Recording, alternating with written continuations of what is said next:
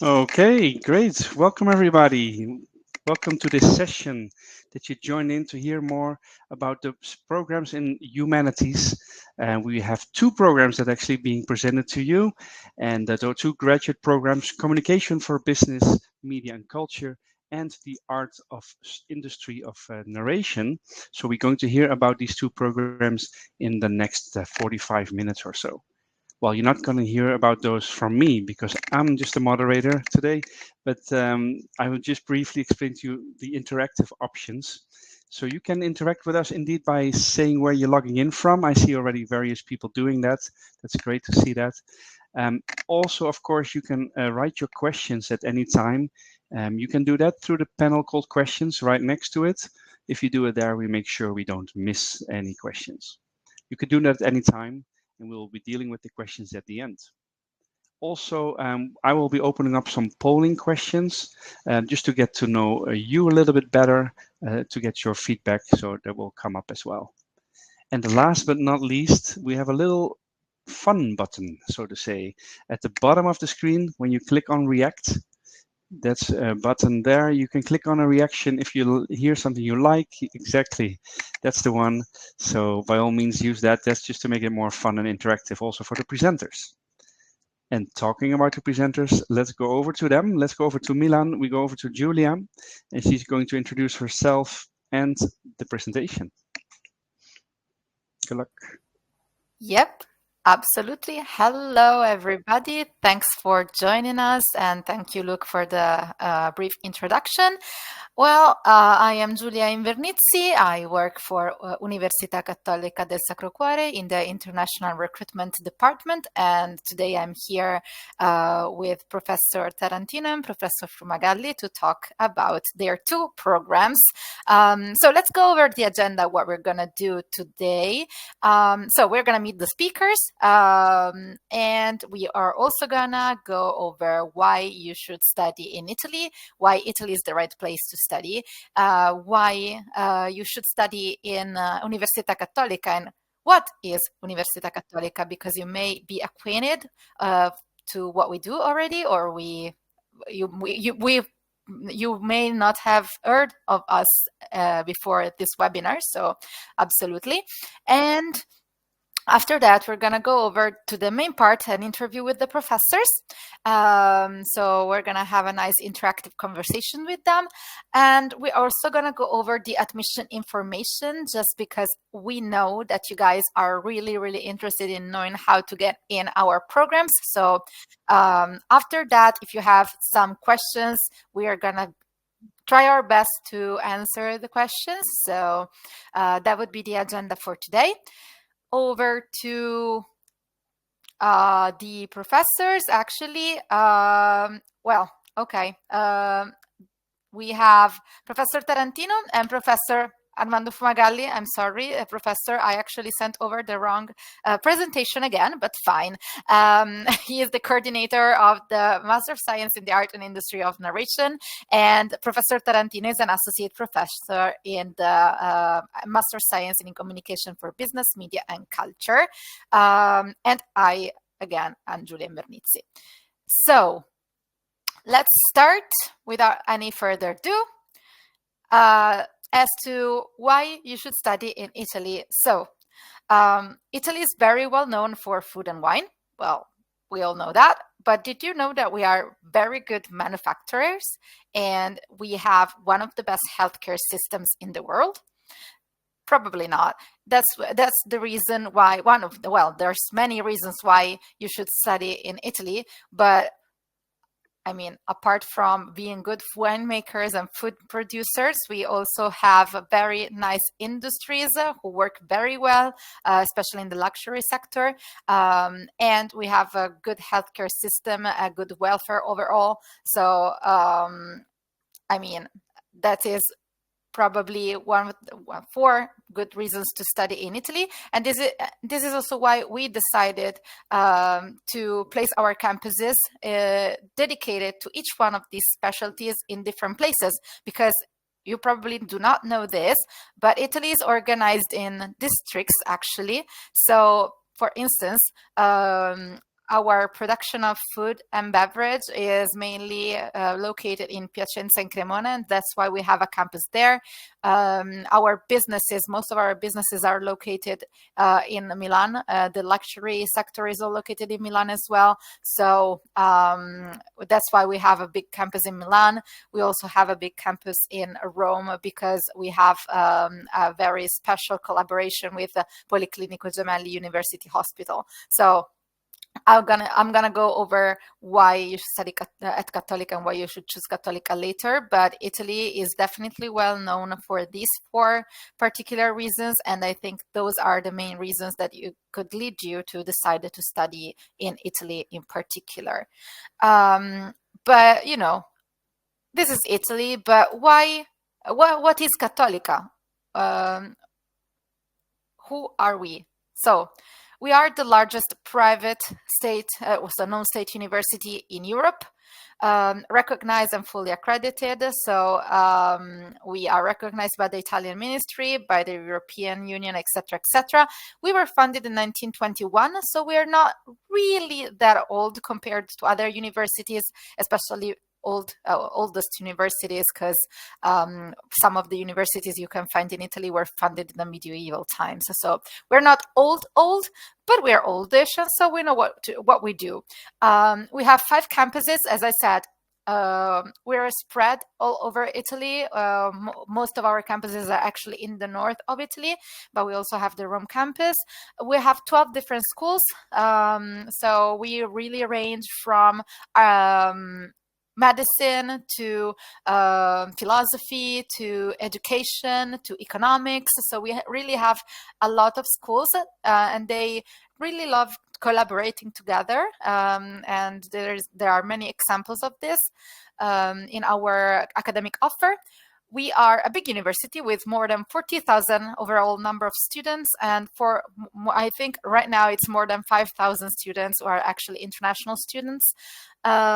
We have a lot of partner universities. We do a wonderful job in creating collaborations so that you guys can come here as exchange students, as degree-seeking students, as double degree students. So we do our best, basically.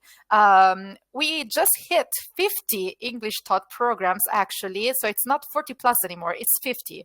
It's 50. And then being Italian at heart, we also have a big part of our academic offer taught in Italian. So that said, well, now that you know who we are, I'm going to talk about why you should, consider us instead of other universities. Well, we are a well-known private institution. That means that we also have some advantages compared to public universities, especially in Italy. We have really low student to teacher ratios compared to other universities. And also the fact that we are private means we have higher funding for both research and for creating programs who are driven by innovation and research itself. Also, we are deeply connected to the job market, and we're going to talk about it a little bit later. But yeah, the job market knows us very, very well. Also, the fact that we have higher funding for research makes up for the rankings that you're going to see online if you look for them. And we're also going to have a look at it a little bit later. But that means we have a really high standard of academics, meaning that we really put a lot of effort into creating a career-oriented education. And I think one of the main peculiarities of Cattolica is that we are a multidisciplinary university. As I said before, we've got 12 different schools. That means that we can do so many things that other universities who are more specialized, and I don't know, maybe in business or in law, etc., they cannot do it as much. So we mix and match between programs. There's interfaculty programs. You meet people who study arts and the arts and industry of narration, but also you meet people who study finance. You meet people who study education. So there's a lot of intertwining and getting to know things that you may not know if you study in another more specialized university. Another thing that I think is interesting in Cattolica is that we have always decided to go for a local campus strategy. So, meaning that we want integration with faculties and local communities, but also hosting international students, hosting international faculties. So, we try to, match these two um, very different things, very different um, uh, strategies together. That means that we decide where to place our campuses, and we try to, better the communities where we place our campuses. So we are socially, we try to do to make the best out of the places that we decide to put our campuses at. Last but not least, the student experience. We are a big university, so sometimes when you go to a big university, you feel like a number. But actually, in our university, students have always felt a sense of welcome and a sense of support. That probably is because of the associations that we have running, the student support services like the International Student Office, and then also we try to give you as many opportunities as you can to go abroad, to experience different things, to do internships, etc., etc., etc. So student experience actually really, really good at Cattolica University. That's what our students say anyways. So last but not least, as I said, we were going to talk about rankings. Well, we perform really good. I don't know if you are familiar with how rankings are made, but rankings take many factors into account, and then they evaluate universities, and they evaluate a lot of them. More than 5,000 universities were evaluated this year, and we are placed in the top of 450 in the QS World University Rankings and top 350 in the Times Higher Education World University Ranking last year. You see the asterisks that I put on most of the schools that we have. Those are the schools where we are top 5 in Italy. And I think that this is particularly important even for international students, because it is very related to the next slide I'm going to show you, which is the employer reputation. So our schools are very well known, not only in the academic world, but also in the job market world. The industries, the companies that we work with, they value the way that you guys, after you finish your degree, the way you work, the way you think, the way you were, academically raised. They value it, and that means that we get to have this very nice recognition of being top 5 in Italy in employer reputation. We really strive to give you as many possibilities as we can. As I said before, so we have 25,000 companies registered in our portal for internships. We organize career days. We have job offers published every year, which are more than 10,000 actually. So that's a lot. So I think this is also really interesting to consider and really important to consider when you move abroad and you want to study in a university which you are not really familiar with. But does this university have a really deep connection with the job market there where I am wanting to study? I think this slide answers this question in particular. So here we go. Without any further ado, because I know sometimes it gets a little boring after a while I talk. Well, I want to go to the interview time, and we are going to explore the value of humanities today, the skills that these two different but similar in way programs are going to give you, the courses identities, and then the professional opportunities that they can give you, and then after all of this, we are also going to talk a bit about the opportunities and challenges of studying humanities in Italy. And that would be it. So I don't remember if I have another slide. So no, yes. Okay, perfect. Nice. So without any further ado, I am going to go over to Professors Tarantino and Fumagalli. Can I ask you both, in your view, what makes humanities still essential today? Please, Professor Fumagalli. The thing that humanities is needed for every kind of job. I've been teaching for a good number of years now, let's say 30 years at least, let's say 30 years, and teaching in schools that are schools of literature, philosophy, foreign language.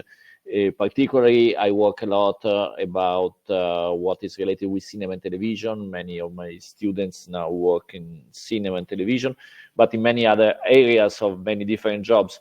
And I've seen that the education and training that they have had in humanities is always essential to do many different kinds of jobs and to step up in different careers. It comes to my mind because it has been a very special moment. This Saturday, we had a class online with an Italian woman, 32 years old, that is writing the next season of Star Trek, and she studied classics. Then she did a specializing master in screenwriting, etc. But she studied classics both in high school and ancient classics in college. So this shows you that a good training in humanities can open more or less any kind of job. Matteo. Yes, first of all, good afternoon, everybody. Very pleased to be here. I wanted to build on what my colleague Professor Fumagalli has said, and I want to put the accent on one thing.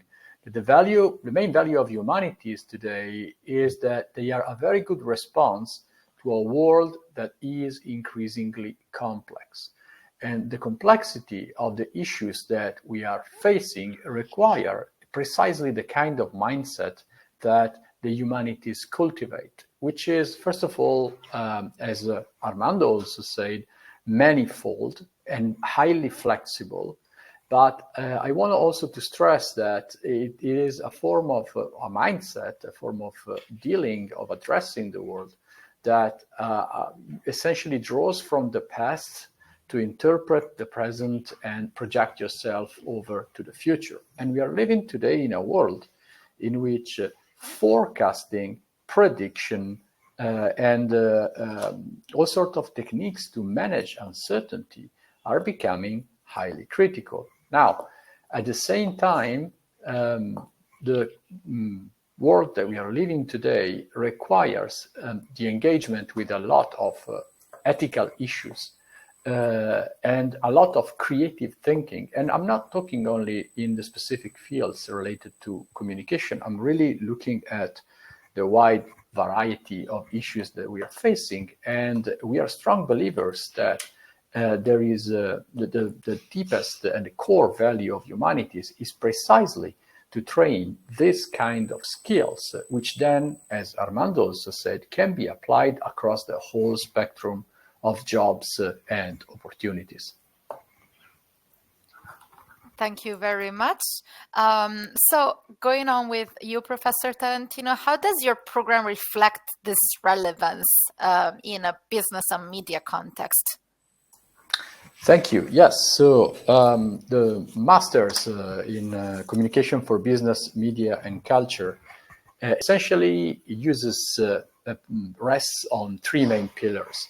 So one pillar is precisely this mindset that cultivates interdisciplinarity, flexibility, creativity, critical thinking, and so on and so forth. And this is the pillar of humanities. And the other pillar is the business attitude. So it sits at the intersection between business and communication, essentially, and therefore it draws upon two of the components that define essentially most of the world and the society that we are living into today. Again, the complexity and the need to address complex issues in creative and complex ways. And on the other side, the need to do it in a way that is sustainable also from the economic perspective. So the whole identity, if you want, of the master course is precisely to train professionals which can join together, let's say, the creativity and inspiration and the ability to build craft, innovative solutions, and solutions that rest upon the whole tradition that we cultivate, but also that can do it in a way that can respect balance sheets and that can make sense to investors. So that's the, if you want, the duality that rests at the core of this master program. Thank you very much.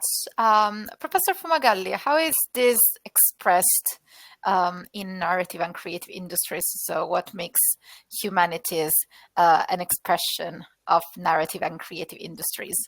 Yes, when we thought of this program that is relatively recent, we focused on the fact that both the industry of publishing, so what is related to novels, but also comics, graphic novels, etc., and the industry of the audiovisual, so mainly cinema and television and all the other sides, for example, advertising, etc., are considered on an academic point of view in many parts of the world like two very different industries, two very different topics, but in fact they share a lot of things. Also in real life, there is more and more connection between the two industries that are very, very strongly connected. In Italy, for example, we have had the recent case of the Leopard il Gattopardo, that was a very famous novel that has become a worldwide TV series for Netflix. And it all started with a production company that is here in Milan, that bought the rights of the adaptation of this very famous novel. And they have been able to build up a project that is a 40 million project, very well done, about a TV series of 6 episodes.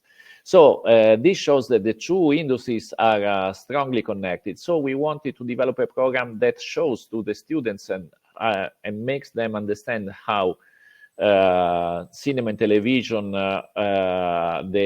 their ground is based on literature, and how the two areas interact, because they in fact interact a lot.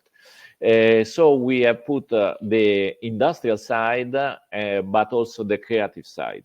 And we also chose to fill a gap, because in many programs that are related to cinema and audiovisual, etc., they forget that there is a big market of content for kids. So we created a course on writing and producing for animation, a specific course on creating content for kids, because this is a big, just think to Disney, think to the animation films that now are big box office hits, or the animation TV series that are produced worldwide. This is a big area of the industry that has practically no teaching in universities, and we started that. We have a good relations also with the Association of Companies of Animation in Italy, and we give a foundation at least to be able to work in these industries. Thank you very much. I'm glad you mentioned Gattopardo, actually, because I loved the series.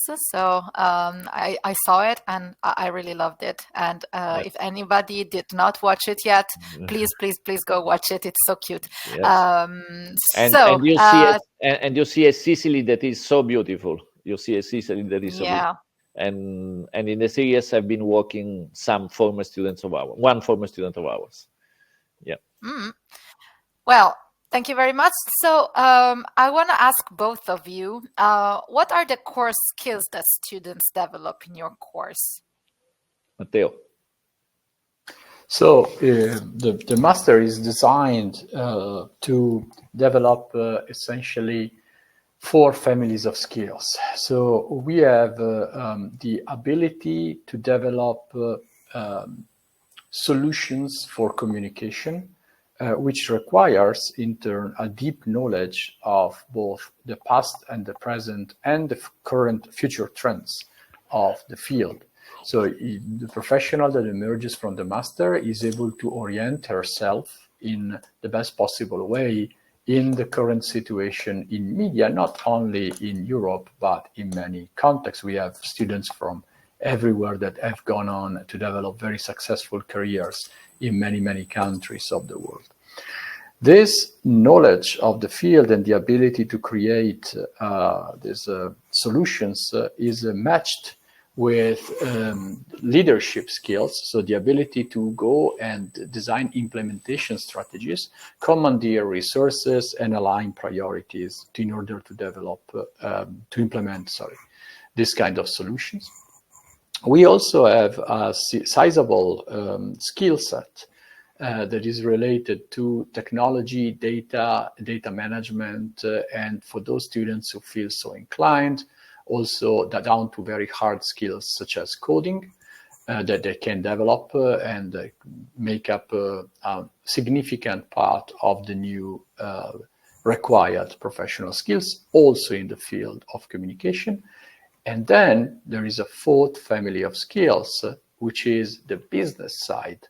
So the ability to, as I was saying before, manage and be able to address the economic concern. So starting from the basic things like how do you read a balance sheet, how do you draw a budget, how do you respect it, how do you set up workflows, milestones, chains, and so on and so forth, so that the professional is fully rounded. And one of the things, the skill that really glues all of this together is a scientific approach to creativity, so to the ability of nurture ideas and to make of any workplace first and foremost place in which new effective ideas are developed. And that it is a meta skill in itself. And finally, we have a vast, of course, strong investment in the ability to address multinational context. So both from the linguistic and also from the more soft skills field. So that would be the bouquet of skills that the master course develops. Thank you, Professor Fumagalli. Yes, we have a strong foundation in English and American literature, in English drama. Obviously, Shakespeare still is like a number one always in every aspect of storytelling. That is, he works so well in characters, stories, themes, emotions. So in the course we have some courses and exams that are related to English and American literature and drama. Then we have courses that are, well, some courses are related also with English language, because you improve and one aspect of the course is also to have a very high level of speaking and understanding of English language. And also we have this side of the audiovisual industry and the publishing industry. We have a course on art and industry of publishing. We have a course about the history and industry of cinema, because many people love cinema, they don't know how it works. Then we have a course on transmedia storytelling. We have a course that is done very, very well on writing for cinema and television, that gives a strong basis for learning to write. In fact, some people then, after our the art and industry narration, decide to go on this field with a specializing master in writing, in screenwriting. But this course gives a strong foundation. Then we have the area of kids with a couple of courses that are, as I said, related with animation and creating content for kids. So this is the bouquet that has got the connection between these two sides, literature and audiovisual. Thank you very much. So a question for Professor Tarantino. How do students apply these skills to real-world communication challenges in business or media context? Can you give us an example? Of how? You mean from a learning perspective? So yeah, is there like any project that, you know, it comes to your mind and says, yeah, you know, this particular project, it really has like all the skills that I mentioned before, and they all used it. Sure. So throughout the entirety of the 2 years of the master course, the students are actually continuously asked to deliver project works which are fully plugged into the economic sphere of Milan. So the way they learn is essentially by measuring themselves against real world objectives that are incorporated in most of the courses and most of the classes as deliverables, final deliverables. And therefore, they throughout the course, throughout the curriculum, they continuously are asked by companies, by institutions, to think and deliver, think and deliver, think and deliver. And they continuously are honestly very deeply challenged because, of course, these are real companies, these are real institutions, and they range from very big companies, very large banks, all the way, for example, to a big projects that we ran a few years ago with the Sant'Ambrogio's cathedral, which is right next to the university, incidentally, one of the most impressive monuments that you can see in Milan. And to rethink, and they needed strategies to rethink the way they were communicating outward. So you will be given the opportunity to work with world-class, for example, cultural heritage sites, and then all the way to working with again, large multinational, large banks, a variety of possible clients. So they continuously engage us throughout the curriculum in a variety of courses. So this is really study, learn by doing in parallel of with learn by studying. And aside from all of these subjects, engaging the students directly in courses. So the course is developed in collaboration with this kind of institutions, public and private. There are also many extracurricular activities that work to the same purpose. So you have all sorts of engagements that continuously bring the students to measure themselves with learning by doing in real world situations, in the real world context. So that's, I would say, one of the big opportunities that this mix between the business side and the humanities side offer to the students. That is very interesting. Professor Fumagalli, how do students learn to translate creative storytelling into professional tools across what you said, literature, screenwriting, visual media, cinema? How do you do that? Well, we learn, we teach them the basics because obviously we can teach aspects that are basic for different, let's say, formats, for different forms, for different ways of expression. So at the end of the 2 years, they are, I think, very good in evaluating projects, in understanding if a project is good enough for to go on. Obviously, there are some aspects of the professional world in which, for example, if you want to be in some way content creator, and I mean especially the top ones that are writing for cinema or TV series that need a step forward, more specialized. But for example, we have had alumni, for students, graduates that have gone to work, for example, in selecting novels for important publishing companies or working on TV shows, etc. because they learn to understand, they understand what is working and what is not. There is a common area that is the area of, that now is like, as a fashionable name, that is storytelling. But it's true that storytelling has some basic principles that can be applied to very different media. So, for example, we had a class by the author of of a brand that is Italian but is all over the world. I think this series of books sold around 200 million copies. That is Geronimo Stilton.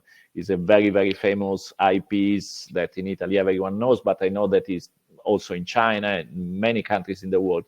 And for example, when she spoke about creating this character that is now 20 years old and many young people all over the world have been growing with that, she was telling some basic principles of storytelling that of how creating a character, which kind of stories, which kind of ending, etc., that you can comparably apply to many different kind of stories. So this is things that you learn. You learn also the specificity of some industries, and then something more specialized can be a following step.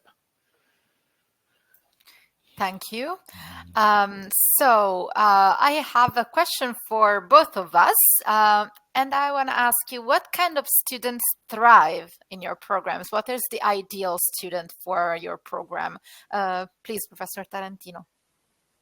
So the master's course is looking for students who are obviously creative, open-minded, dedicated, because there's a lot of work to be done. It's not the easiest or most let's say, light of masters, as you can imagine, combining business, so a strong foundation in economics, so numbers and a lot of number crunching, with humanities and creativity requires also to move continuously across disciplines.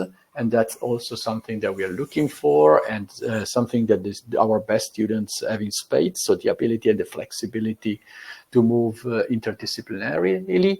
They need to be curious because the master course presents them with a lot of stimuli that they can engage with. We expect them also to be passionate about communication and media. That helps a lot. This is a general rule that you should engage in university with things that you actually care about. And so there's a lot to be gained in working in communication from a position of actually having a passion for some, if not all, of media. So again, in a nutshell, curious, hardworking, open-minded, flexible, and dedicated. If it's to me, yes, I would sum up this and in one sentence is students who have a deep love for stories, be them on a novel or on any kind of form, etc. Because this love for stories makes you love also what you study, both in literature, in cinema, in television, etc. Obviously, what my colleague said before, it's also are very important parts of any young professional today. If I have to go to something really specific, I would say this. And I've been until now very lucky because we have had wonderful students from all over the world that had this big passion. Yeah, well, let me reiterate that you should study something that you really like, because in general, university is kind of hard. If you don't like it, it becomes really impossible if you go into a master's degree. I think you can manage like a bachelor's degree in something you don't particularly like, but after 3 years, you're not gonna manage another 2 years of something you're not passionate about. So choose wisely, I would say. I would add. Thank you very much. I also have one last question, actually, for both of you. What are the opportunities and challenges for international students who wish to study humanities in Italy? And why is Milan specifically an ideal place to develop a career in communication or storytelling, or both anyways? Professor Fumagalli, could you go first? Yes. Yes. Well, Milan has a big industry related to communication in many different aspects that go from the communication of fashion to the communication of advertising. We are the capital in Italy for advertising. We have the headquarters of commissioners of TV series, but also of live show, reality show, TV show, etc. In this, I have to be honest with the foreign student, because to work in the real development of creative content, the real development of story, obviously you have to be, you have to have a very good command of Italian, because an important part of these industries is obviously culturally defined by the fact that something has to be, it has to feel Italian. But for students who come from other countries of the world and maybe just learn a little bit of Italian, they have the possibility to insert themselves. For example, some of our foreign students that came from countries that are very far away, etc. There was something like collaborators of magazines or newspapers in Milan for media of their countries, or they've been working on more practical aspects of communication, or also on a kind of communication that is not so culturally specific, like let's say a publishing company or the development of stories for the Italian market. So this is Milan is becoming more and more international, but it's not like at the moment like towns like Amsterdam, let's say, or Stockholm or Copenhagen, where if you learn very well English, you are completely inside all of the different aspects of the industry. So this is basically the idea. But we have had, and we have also students that in 2 years, obviously for some of them it's easier, people who come from Latin America, etc., that have such a good command of Italian that they can work for development of TV series for Sky, for example. We have had an example of one coming from Latin America like this. Thank you. Professor Tarantino? Okay, on my side, of course, the professionals that we train have a larger scope of operation. So the real question would be, what's not to like in studying humanities and business in Milan, in the sense that from the humanities side, you're plugged into a system that combines really the best of both worlds, because Milan is very good infrastructurally. So amongst the cities in Italy is one with the most vibrant cultural life. So whatever media it is that you are interested in, you will find plenty of cultural initiatives, cultural infrastructures, and companies that work also, as Armando has said, they work in Milan. But at the same time, you will be plugged also in a cultural system that obviously goes back millennia, and that it really nurtures you when you study these kind of disciplines here. I mean, it's not because we are the Catholic University, of course, but it's enough to stroll into any of the dozens of churches that you have in Milan to have an experience of forms of very advanced communication technologies for the time that evolved over the centuries and are there to inspire us. I mean, in Milan, it is the place where you can go there are some of the best cinema festivals, most interesting, both underground and mainstream. But then you can stroll and have a look at Leonardo's work, and then you can go back and listen to some music at the Scala. I mean, whatever it is that you are interested into, really from the media point of view and the humanities point of view, the arts, the literature, Milan really nurtures you. I mean, the whole of Italy really nurtures you. But the advantage of Milan is that it's very convenient from an infrastructural point of view. So it's easier to live in Milan for an international student than elsewhere in Italy, outside particularly of big cities. But the other point is that it's very good from the business perspective for three reasons. Number one, as Armando also said, there is a very high number of very large companies that are headquarters in Milan. But also there is a geographical advantage. So Milan is very close to Central Europe. So you can travel with very little time and reach Switzerland, Germany, France, and so on and so forth. There are very good airports. So it's a very good hub business-wise to be connected with the bleeding edge, essentially, of business in Europe. So if you combine these two, you can see that from both the training, the inspiration, the nurturing perspective, but also from the perspective of, okay, then am I going to find a good internship? Am I going to find good job prospects in the territory after this? Milan really combines the best of the two. Yeah, I could not agree more with what you just said, Professor Tarantino. Really, Milan is an amazing city, and I think it is the best one for international students. It has become very, very much more international than it used to be in the last 10 years, I think. There has been a boom in international students and international professionals who actually established themselves here. And if you go around Milan, it's really easy to find people who speak other languages.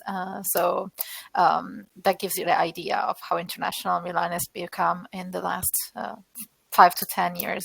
Thank you very much, professors. It was very interesting. I think what I'm going to do now is I'm going to move on to the next and last part of the webinar, which is actually the admissions part, because usually that's what our students ask the most. As you might have noticed, these two master's degree have something in common, but they're not really like the same program. So they have kind of different admissions requirements. Let's start from the Master of Science in Communication for Business, Media and Culture with an application deadline which is 7 May 2025. It's the last deadline to apply, whether you are non-EU students or EU students. That doesn't change. And the background is also different. The background that you need to get in order to start successfully this master is background in marketing and media studies. Whereas if you look at the Master of Science of the Art and Industry of Narration, you most definitely need to have a background in literature and or also media studies. So these are kind of similar, but they differ a little bit. Another difference is, as I said, the deadline, because for the Master of Science in the Art and Industry of Narration, we have a different deadline for non-EU students and EU students. EU students have until the 25th of June to actually apply, although what I always suggest is to apply early, because even if you come from Europe and you don't need a visa to study here, the process of actually moving to another place is lengthy. So what I would advise is always to apply early. What the general entry requirements, which are the same for both, are, an undergraduate degree that has to be obtained by the 31st of July 2025 from an accredited institution, of course, and a B2 English level minimum. You can find the list of English certificates that we accept on the web pages actually of the programs. We're gonna link them over in a couple minutes. But yeah, that is those are the two main entry requirements. I would say you cannot enter any of our master's degrees without an undergraduate degree and the B2 English level if you wish to study in English. Then another thing that is the same are the tuition fees. The tuition fees are always going to be 6,625 for EU students, and for non-EU students it's going to be 9,550. But there are scholarships available which reduce the fee to 6,400 euros. So and you can ask for that while you apply. An important note, because we may have students who are watching us from partner universities. Tuition fees and entry requirements differ if you come from a partner university. So if you want to get a double degree, or if you come from a university which has a particular partnership with us, like an agreement, please get to us. Just shoot us an email. We know where to direct you. That would be it from my side. So I think it is the question and answer time. Luke, can you help me with that? Yes, sure, I can. And we did already received several questions, so we're going to go over to those. Just one more thing to highlight actually is that I know these days a lot of people watch the recording. So if you're watching the recording, you can still write your questions. Of course, we cannot answer them live right away, but we can send them through to the staff of Università Cattolica del Sacro Cuore. Hope that pronounced it correct. So let's go over to the live questions. So we have a question from Katarina. How can students who are not economically strong find scholarships? Well, you just mentioned that, I think, when applying, I believe, but do you want to add something to that? Yeah, absolutely. So yes, if you are from a non-EU country, you can apply for the Università Cattolica del Sacro Cuore International Scholarship. While you actually apply, you're gonna tick a box asking for the scholarship. So they're gonna evaluate your profile and see whether you are eligible or not. Another alternative is the Educat system. Educat is our institution who takes care of everything related to student services, including scholarships. You can go to their website specifically, it's educat.eu. So they're gonna have some scholarships for which are merit-based and income-based. So they're gonna combine your merits and your income, and they're gonna see whether you are eligible to have a discount and a more, a bigger discount maybe, or a smaller discount. It really depends on your income and on your merit. One thing to know is that Educat, unfortunately, doesn't give out scholarships until like end of October, beginning of November. So you're gonna know later on if you're actually eligible for an Educat scholarship. And the Educat scholarships actually change every year because it really depends on how much Educat as an institution has available in order to create all the scholarships and distribute them. So this is one of the things that you have to keep in mind. So you have to be prepared to pay the highest fee, but then most of the times, yes, you would receive one if your income is one that deserves a scholarship, but you have to wait until you get an admission, and when you get like an eligibility statement, which is later in the year. Okay, great. Hopefully that answered that. Thank you. Next question from Marcela. I'm in Chile, and when can I start the application? Well, applications are open still. You can apply until the 7th of May. Well, that's the final deadline, as I already said, for communications for business, media, and culture, but it's also a round deadline for the art and industry of narration. And if you are from a non-EU country, it is actually a final deadline as well. So you're from Chile, which is non-EU, unless you have a EU passport, so you don't need a visa, that's going to be your final date for applying. Okay. Thank you. Next question from Margarita. How long is the course? It's 2 years. Both of them are 2 years. Okay. Hope that answered that. Nicole, we're asking about the resources in the library. Are they mainly in Italian or in English? I think they're a good mix, right, professors? Okay. Both are nodding. Yes, absolutely. Well, it was born mostly Italian, but in recent years, I think most of the books that have been acquired are English, because most of the scholar work is done in English. Okay, thank you. Next question from Nigar about the program Communication, Business, Media and Culture. What to do if I'm placed in the wait list? When will I be informed if I'm in or not? Okay. So what to do when you're placed in a wait list? The name says it. Unfortunately, you have to wait. That would be what you need to do.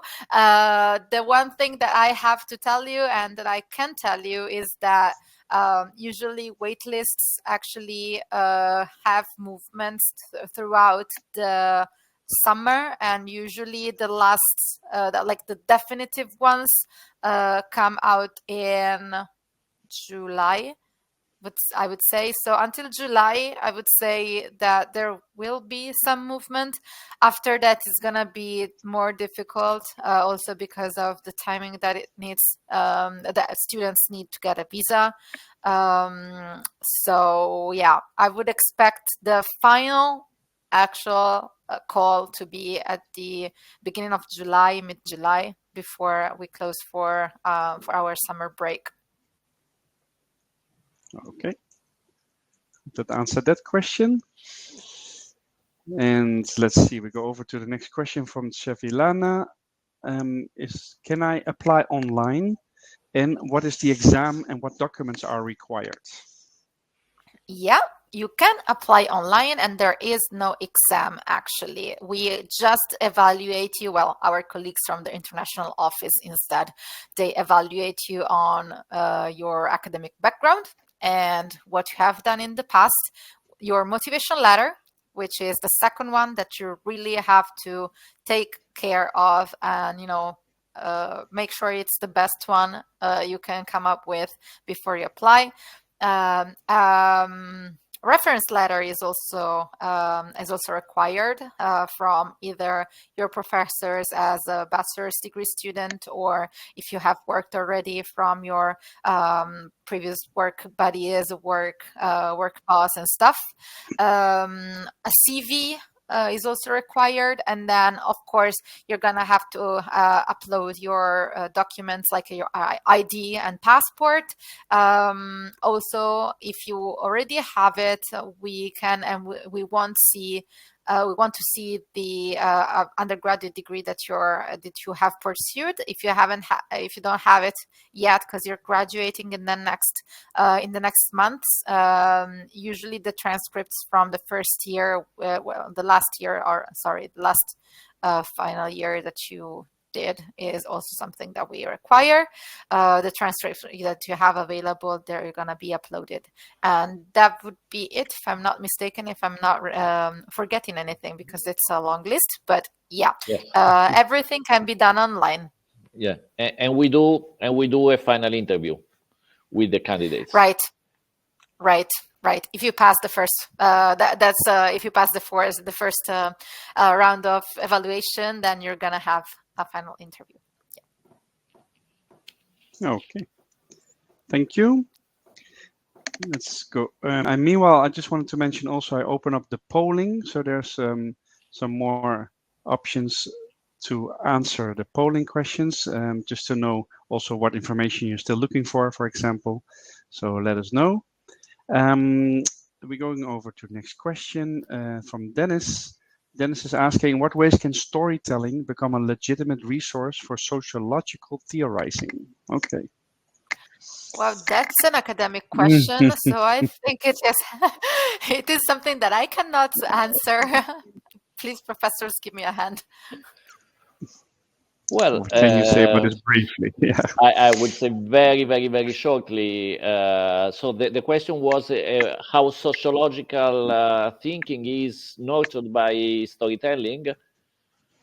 In what ways can In what ways? storytelling become a legitimate resource for sociological theorizing? Yes. Well, if you use, I will say this: if you use storytelling as an essentialization of a description of a society, you maybe use that.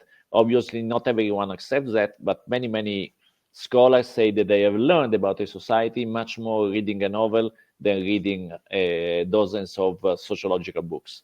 So this is a short answer. Obviously, you need more detail, but I will stay here for the moment.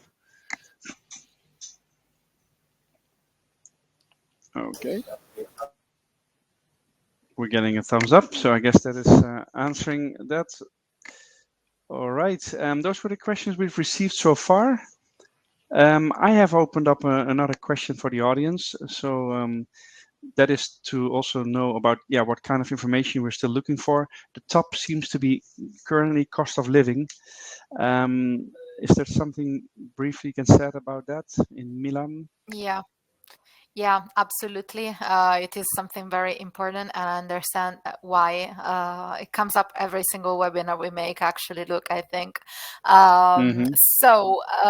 Cost of living, of course, depends on how you're used to live in your country. So if you're used to, being on your own, going out for dinner like every 2 days, having takeout all the time, or I don't know, going and socializing every day, of course, it's going to be much more expensive than getting a place with some other students and I don't know, cooking at home. So definitely it is something that you have to consider based on the way you used to live life right now. But a good baseline would be monthly, I would say around 1,500 euros. That would make up for at least 12,000 to 15,000 euros a year. Just to have you an idea of like the basics that you have to have. Under that, it can be done. Absolutely. There's many ways in which you can actually, I would say, survive on less than that, but that would be a good baseline if you have to ask me personally. And that's what I always say to in other webinars as well. I have said that Luke can testify that he can witness that I said that before. Yes, indeed.